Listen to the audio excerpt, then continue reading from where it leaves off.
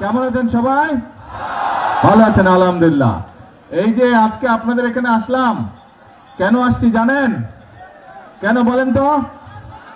খাল খনন। হ্যাঁ, কয়েকটা কর্মসূচি আছে, কিন্তু এইটা এখানে এই এলাকায় আপনাদের এই ইউনিয়নে কর্মসূচিটা হচ্ছে এই যে বাসিয়াতে যে নদীটা আছে, এখানে যে খালটা, এটা সেই ৭৭ সালে শহীদ রাষ্ট্রপতি জিয়া রহমান এটা খনন করেছিলেন।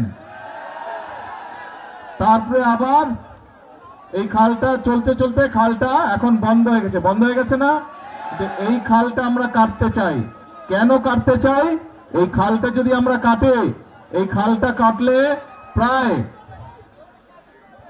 ৮০,০০০ কৃষক প্রথমত সরাসরি উপকার হবে, আর এই ৮০,০০০-এর বাইরে আরো ১.৫ লক্ষ কৃষক পরোক্ষভাবে উপকৃত হবে।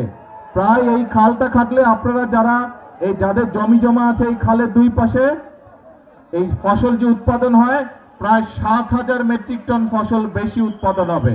প্রিয় ভাই বোনেরা, শুধু এই খাল না, সারা বাংলাদেশে এরকম অনেক বাসিয়া খাল আমরা খনন করব।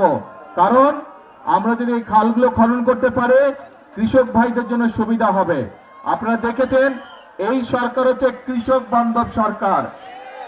আমরা মনে আছে এই যে নির্বাচনের সময় যখন এসেছিলাম, তখন আমি বক্তব্যে বলেছিলাম যে বিএনপি সরকার গঠন করতে পারলে আমরা কৃষক ভাইদেরকে কৃষি কার্ড প্রদান করব। আপনারা নিশ্চয়ই সংবাদপত্রে দেখেন যে আমরা কিন্তু এর কাজ শুরু করেছি। টাঙ্গাইল থেকে গত মাসের 14 তারিখে আমি কৃষক কার্ডের এই উদ্বোধনীটা করেছি। তারপরে এখন ধীরে ধীরে সারা বাংলাদেশের কৃষক ভাইদেরকে আমরা কৃষক কার্ড পৌঁছে দিব। এই কৃষক কার্ডের মাধ্যমে অনেকগুলো সুবিধা আমরা কৃষক ভাইদেরকে দিব। তাদেরকে ঋণের সুবিধা দিব, তাদেরকে সার বীজ কীটনাশকের সুবিধা আমরা সরকার থেকে সরাসরি দিতে পারবো। আর সবচেয়ে বড় যে সুবিধাটা, তারা বছরে ২৫০০ টাকা পাবে, যেটা দিয়ে তারা নিজেরা কীটনাশক ওষুধ বলেন, বীজ বলেন, এই জিনিসগুলো তারা সরাসরি কিনতে পারবে। সরকার থেকে সরাসরি আমরা তাদেরকে এই অর্থ সাহায্যটা করব কৃষক ভাইদেরকে। এর মধ্যে আপনারা দেখেছেন আমি কিন্তু বলেছিলাম যে বিএনপি সরকার গঠন করতে পারলে কৃষক ভাইদের যাদের ১০,০০০ টাকা পর্যন্ত কৃষি ঋণ ছিল, আমরা সুদ সহ সেটা মওকুফ করব। নির্বাচনের আগে কইছিলাম এটা, কিন্তু নির্বাচনের পরে আমরা ১০ দিনের মধ্যে কিন্তু আমাদের কথাটা আমরা রেখেছি। আমরা সরকারের যে ১০,০০০ টাকা পর্যন্ত কৃষি ঋণ ছিল ১২ লক্ষ কৃষকের, এই ১২ লক্ষ কৃষকের কৃষি ঋণটা আমরা সরকার থেকে মওকুফ করে দিয়েছি সুদ সহ। কাজেই আমরা চাই এই দেশের কৃষক ভাইরা ভালো থাকুক, আমরা চাই গ্রামের মানুষরা ভালো থাকুক, গ্রাম সহ সব মানুষই ভালো থাকুক। কিন্তু যেহেতু বাংলাদেশের অধিকাংশ মানুষ গ্রামে বসবাস করে, মেজরিটি মানুষ গ্রামে বসবাস করে, এই জন্য এই মেজরিটি মানুষ যাতে দেশে ভালো থাকতে পারে, সেটি হচ্ছে আমাদের লক্ষ্য, সেটি হচ্ছে আমাদের উদ্দেশ্য। সেই জন্য প্রিয় ভাই বোনেরা, আমরা বলেছিলাম যে আমরা খাল খনন শুরু করব। দেখেন আজকে এই এলাকায় আমরা এই বাসুয়া খাল খননের মাধ্যমে, পুনর্খননের মাধ্যমে খাল খননের কাজ শুরু করলাম। এর মধ্যে দেশের অনেকগুলো জায়গায় প্রায় ৬০টার মতন জেলায় এর মধ্যে খাল খনন শুরু হয়ে গেছে। এই খাল খনন এবারই শেষ হবে না, এটা প্রায় ৪০ কিলোমিটার, তার মধ্যে ২৩ কিলোমিটার খাল আমরা পুনর্খনন করব।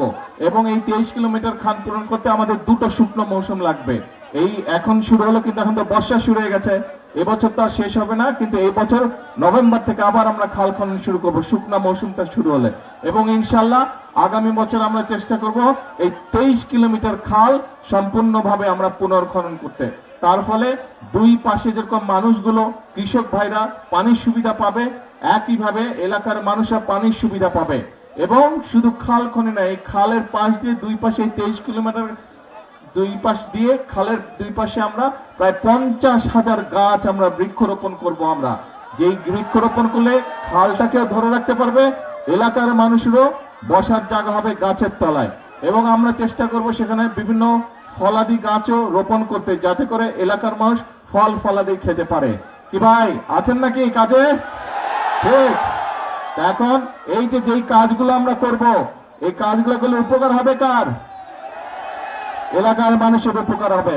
কাজ ঠিক আছে তাহলে? ঠিক আছে, তাহলে আজকে আর কথা বলবো না। বৃষ্টি হচ্ছে আকাশে, সবাই ভিজে যাবে। কি ও এখানে, আচ্ছা এইদিকে, এই যে এখন দেখা যায়। হ্যাঁ, এখন কথা একটাই, কথা একটাই, আমরা বহু আন্দোলন সংগ্রাম করেছি, এখন দেশে আপনাদের নির্বাচিত সরকার বা আপনাদের নির্বাচিত একটি সরকার গঠিত হয়েছে। এই নির্বাচিত সরকারের কাজ হচ্ছে, আস্তে আস্তে স্লোগান দিলে কথা শুনতে পাবো না তো, আস্তে আস্তে আস্তে, এক মিনিট একটু চুপ করতে হবে।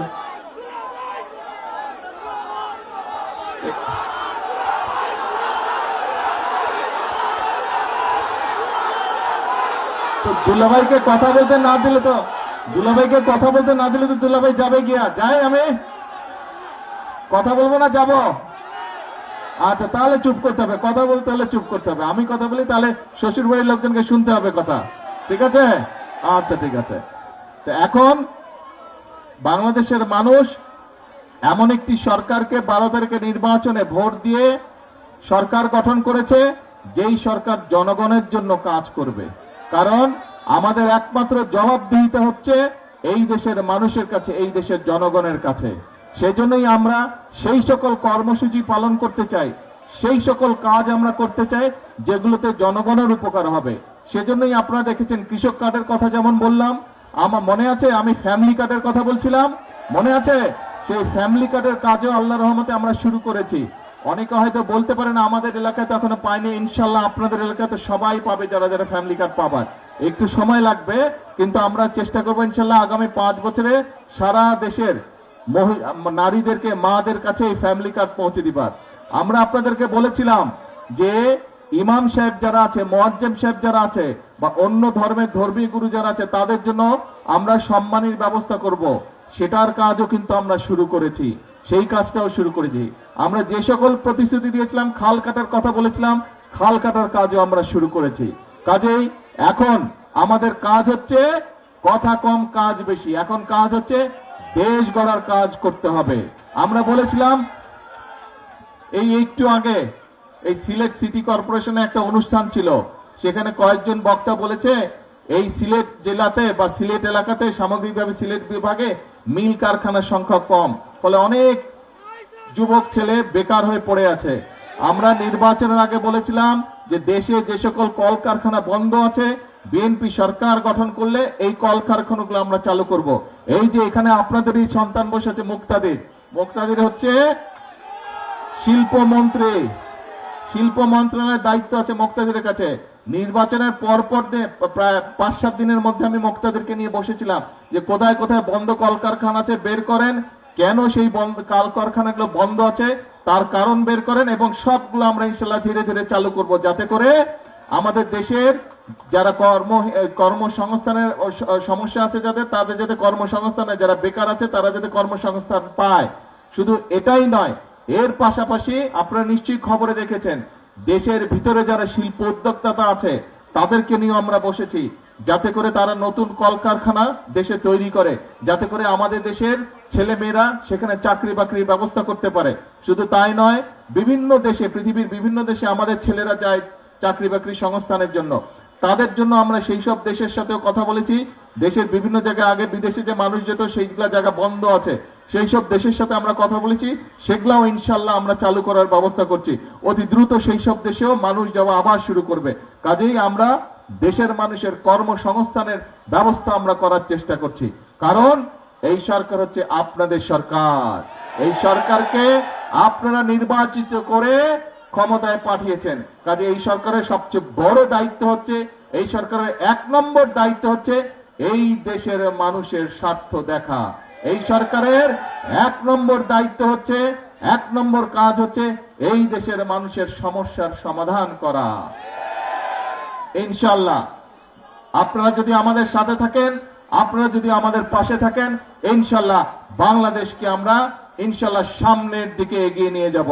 বাংলাদেশকে অন্য যেগুলা উন্নত দেশ আছে তাদের পাশাপাশি ইনশাআল্লাহ আমরা দাঁড় করাতে সক্ষম হব, আমরা সবাই মিলে যদি কাজ করি। সেই জন্যই আমি সব সময় একটা কথা বলি, আল্লাহ তাআলা বলে দিয়েছেন আমি সেই জাতিকেই সাহায্য করি যারা নিজেদেরকে সাহায্য করে, বলছেন আল্লাহ তাআলা। কাজে আসেন, আমাদের কথা একটাই কথা, সেটা হচ্ছে কাজ, কাজ আর কাজ। সেজন্যই আমরা বলি করব কাজ, তারপরে কে করব কাজ, সবার আগে বাংলাদেশ। আসেন কাজ করব, নিজের দেশকে আমরা নিজেরা ইনশাল্লাহ গড়ে তুলব।